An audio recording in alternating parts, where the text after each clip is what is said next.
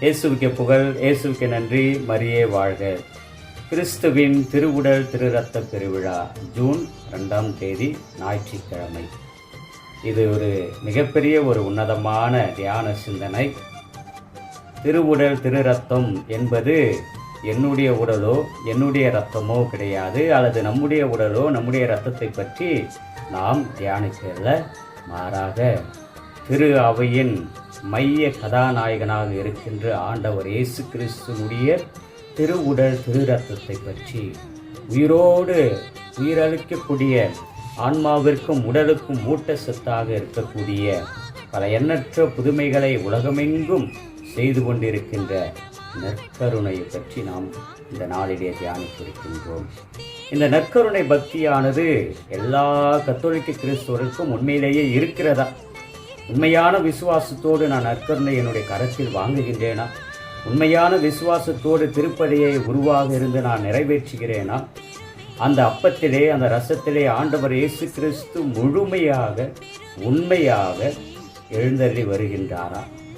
இந்த ஒரு நம்பிக்கையோடு நாம் ஒவ்வொரு நாளும் திருப்பலி நிறைவேற்றுகிறோமா, அல்லது ஒவ்வொரு நாளும் திருப்பலியில் பங்கெடுக்கின்றோமா என்ற ஒரு மைய பொருளில் நாம் இந்த வாசகங்களை தியானிப்போம். இயேசுனுடைய திருவுடல் திரு ரத்தம் என்பது புதிய ஏற்பாட்டிலிருந்து உருவாக்கப்பட்ட ஒரு சிந்தனை அல்ல, மாறாக பழைய ஏற்பாட்டிலிருந்து, அதாவது உலக மீட்பின் வரலாற்றிலிருந்தே உடன் வந்த ஒரு மைய பொருளாக மறைபொருளாக இருக்கிறது என்பதை நாம் ஏற்றுக்கொள்ள வேண்டும். அதற்கு ஒரு முன் உதாரணம், சிறந்த உதாரணம்தான் இன்றைய முதல் வாசகம், விடுதலை பயணம் நூல் 24:3-8. கடவுள் உடன்படிக்கையினுடைய கட்டளையை கொடுக்கின்றார். நாமே உமது இறைவன், நீர் எங்களுடைய மக்கள். எனவே அந்த கட்டளையின்படி அவர்கள் வாழ வேண்டும் என்பதற்காக அந்த கட்டளையை வாசித்து, அந்த வாசிப்பதன் வழியாக இறைவார்த்தையை போதிப்பதன் வழியாக இஸ்ராயேல் மக்கள் கடவுளுக்குரிய மக்கள், அவர்கள் கட்டளைகளை பின்பற்ற வேண்டும் என்பதை அவர்களால் எழுத்தால் எழுதப்படவில்லை. மாறாக அந்த வெள்ளாடு மாடுகளுடைய இரத்தம், பலிப்பொருளுடைய இரத்தமானது அந்த உடன்படிக்கையினுடைய ஏட்டின் மீது தெளிக்கப்பட்டு, பலிபீடத்தின் மீது தெளிக்கப்பட்டு, மக்கள் மீது அந்த இரத்தம் தெளிக்கப்பட்டு உடன்படிக்கையை உறுதி செய்கின்றார் இறைவன் மோய்சன் வழியாக. அப்படி என்றால் கடவுளுக்கும் மக்களுக்கும் இருக்கின்ற அந்த உறவை, அந்த பந்தத்தை, அந்த அன்பை, அந்த நேசத்தை புதுப்பிக்கின்ற ஒரு உன்னதமான சக்தி தான் அந்த இரத்தம், பலிப்பொருட்களுடைய இரத்தமாக பயன்பட்டது. அதனுடைய தொடர்ச்சியாக இன்றைய பதிலுரை பாடல், மீட்பின் கிண்ணத்தை கையில் எடுத்து ஆண்டவரின் பெயரை தொழுதிடுவேன் என்று திருப்பாடல் 116 நாம் வாசிக்கின்றோம். மாட்டின் இரத்தமானது, முதல் வாசகம் விடுதலை பயணம் நூல் 24 மாட்டின் இரத்தமானது இங்கு திருப்பாடலிலே மீட்பின் இரத்தமாக மாறுகிறது.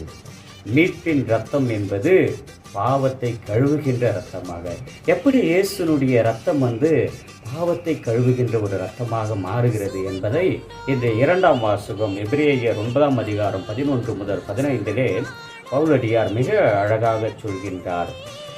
தலைமை குருவான இயேசு, எப்படி இயேசு தலைமை குருவாக இருக்கின்றார்? இருக்கின்ற எல்லா குருக்களும் தங்களுடைய உடலை, தங்களுடைய இரத்தத்தை திருப்பலி நேரத்திலே பலிப்பொருளாக அவர்கள் கொடுக்கவில்லை.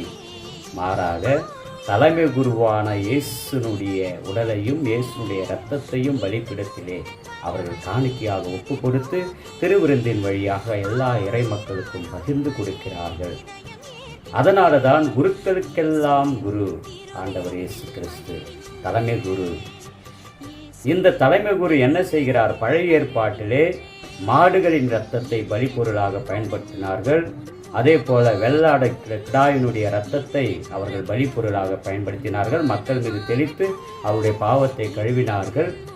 ஆனால் இங்கு எந்த மாட்டின் இரத்தமோ எந்த ஆட்டினுடைய இரத்தமோ பயன்படுத்தவில்லை. மாறாக தன்னுடைய சொந்த இரத்தத்தை, இயேசுனுடைய இரத்தத்தை நம் ஒவ்வொருடைய பாவங்களை கழுவுவதற்காக பயன்படுத்தினார் என்பதை, அவர் பலியாக படைத்த இரத்தம் வெள்ளாட்டு கிடாய்கள், கன்று குட்டிகள் ஆகியவற்றின் இரத்தம் அல்ல, அவரது சொந்த இரத்தமே. அழகான இறைவசனம். நற்கருணை மீது நம்பிக்கையற்ற வாழ்க்கை வாழ்கின்ற நம் ஒவ்வொருவருக்கும் எபிரேயர் 9:11-15 அவருடைய சொந்த இரத்தம்.